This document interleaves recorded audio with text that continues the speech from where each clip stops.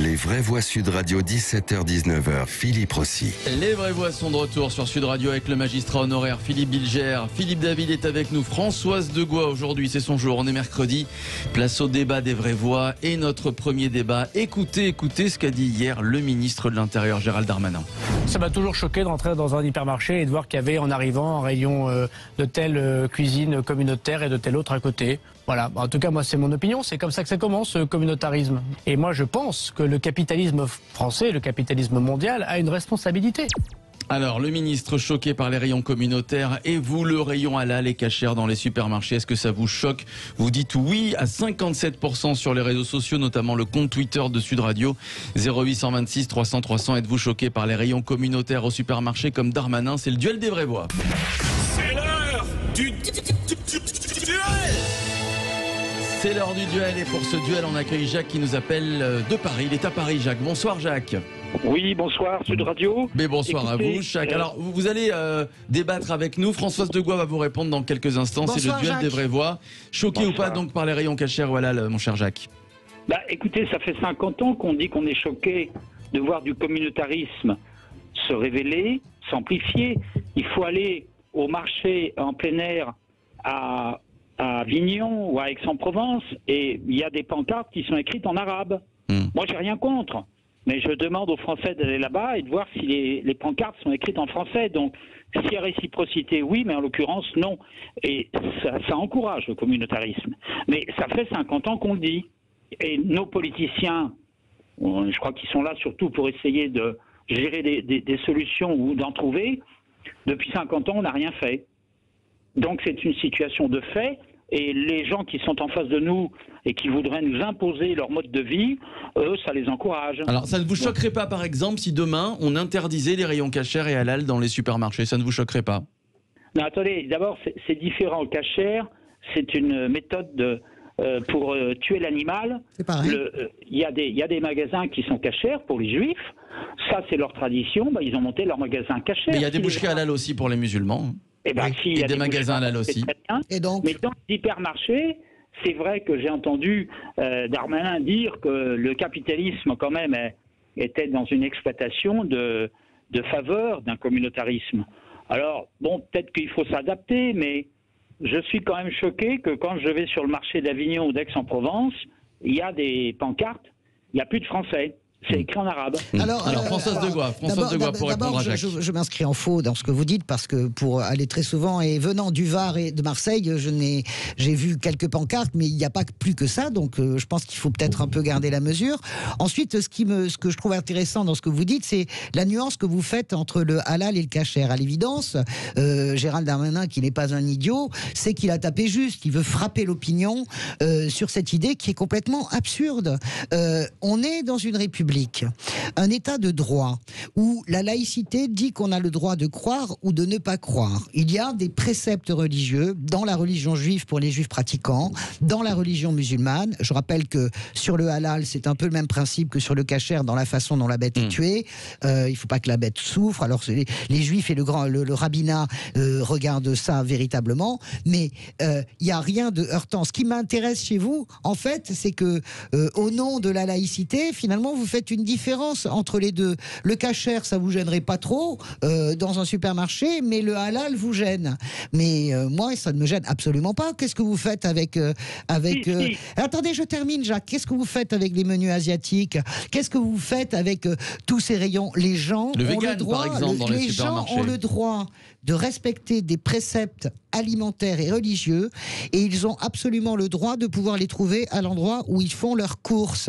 On n'a pas un problème avec les gens qui prient dans ce pays, on n'a pas un problème avec les gens qui croient dans ce pays, dans quelque religion que ce soit. On a un problème avec les gens qui utilisent une religion pour mener une conquête mortifère. C'est pas pareil. Alors, Jacques, si vous voulez répondre à Françoise, après je vais donner la parole à Philippe Bilger et Philippe David. Les gens qui mangent cachère ne cherchent pas à nous imposer leur mode de vie. Mais qu'est-ce que vous racontez? Mais vous savez que combien il y a de musulmans en France, Jacques? Je vais forcément dire une connerie, donc je sais pas, 1,5 million. 5 millions, ok. Ouais, 5, Combien 6, il y a de gens parmi ces musulmans qui vont à la mosquée, c'est-à-dire qui sont catégorisés musulmans, comme moi je suis catégorisé catholique. Autant vous dire combien de fois j'ai posé la porte d'une église depuis 50 ans. Alors il y en a combien? Il y a 2%, il y a 2% de croyants. Et dans ces 2% de croyants, de gens qui vont à la mosquée, qui respectent, etc., qui sont des gens qui prient. Combien croyez-vous qu'il y a de gens prêts à égorger un professeur? C'est la minorité de la Donc, ça minorité de la concerne minorité. un petit millier de personnes. On a en fait. quand même le droit. La plupart des musulmans qui mangent halal et qui emmerdent personne ont quand même le droit de pouvoir trouver à manger dans les supermarchés. Exactement. Et non pas à payer pour les radicaux. Et non pas à payer pour les radicaux parce qu'ils veulent imposer rien à personne. Ils veulent juste manger comme ils ont envie de manger. Voilà. Alors Philippe David, Alors, moi, les rayons qui vous a le cachés- plus convaincu, Jacques, Françoise de Gois? Je Philippe pense David. qu'il y a du bon des deux côtés. Parce que je pense que Jacques dit une chose qui est un non-dit. Le non-dit, il dit ouais, le kasher, c'est pas pareil. Pourquoi? Parce que les juifs n'ont jamais demandé en France qu'on supprime le porc dans les cantines, par exemple. Je pense que c'est ça la différence que veut dire Jacques, sans la dire. Moi, des rayons kasher halal, je veux dire vegan, ce que vous voulez, je m'en fous. Chacun fait ce qu'il veut. Moi, ce qui me gêne par contre un petit peu dans la grande distribution, c'est que quand il y a les opérations Ramadan, ils font des grands rayons avec Ramadan marqué partout, mais par contre, pour Noël, on ne parle plus de Noël, on parle de fête de fin d'année. Ça me choque parce que au départ, c'est quand même la fête de Noël. Dans quel Il y a des supermarché tu pancartes vas? Joyeux Il y a Noël des quand même. pancartes Ah, Noël non, Pas partout. toujours. Alors là, pas toujours. dis donc, Je mais où est-ce que t'incite tu à fais aller tes voir courses dans certains supermarchés. bah, Ah oui, écoute, je peux te le oui. dire. Pas partout, je crois. Pas partout d'ailleurs, ça a souvent fait beaucoup réagir. Et je pense que moi j'ai aucun problème sur le fait que les gens en fonction de leur croyance mangent halal ou kasher, mais strictement aucun En plus, problème. tu as fait l'armée, tu sais qu'il y a les rations, Oui, t'avais les pour rations musulmans. kasher, les rations Et halal, t'as les ça, rations c'était il y a plus de kasher. 30 ans, et c'était déjà le mais cas. c'était vachement bien. Tu Oui, vois ce que je mais veux dire? c'était il y a plus de C'est 30 quand ans, même bien. et Ouais. c'était déjà le cas. Non, mais je suis entièrement d'accord avec toi. Ouais. Moi, j'avais des gens sous mes ordres de toutes les confessions, et j'avais pas de souci.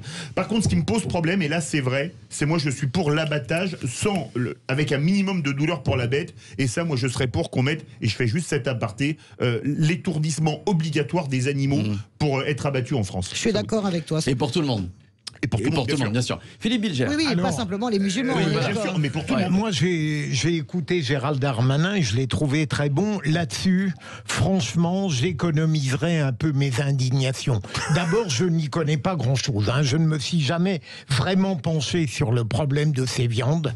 Et d'une certaine manière, ça ne me paraît pas fondamental aujourd'hui. J'ajoute que, peut-être que c'est absurde de ma part, je préfère voir ces particularisme dans un supermarché plutôt que de les voir enquistés dans des magasins purement spécifiques où là ils montrent de manière ostensible leur particularisme. Ça ne me choque pas que dans un grand magasin il y ait du kasher, du halal. Là j'avoue que, mais peut-être est-ce que je manque de vigilance mais sur moi j'ai rien compris à ce qu'a dit Darmanin. Mais je pense que... Et pardon François, il faut surtout pas comparer non plus les cuisines étrangères italiennes, chinoises à ces cuisines-là qui sont induites par des prescriptions religieuses. Ça n'a rien à voir. Je suis d'accord avec vous. On peut pas mettre le vegan et le halal et le kasher sur le même pied.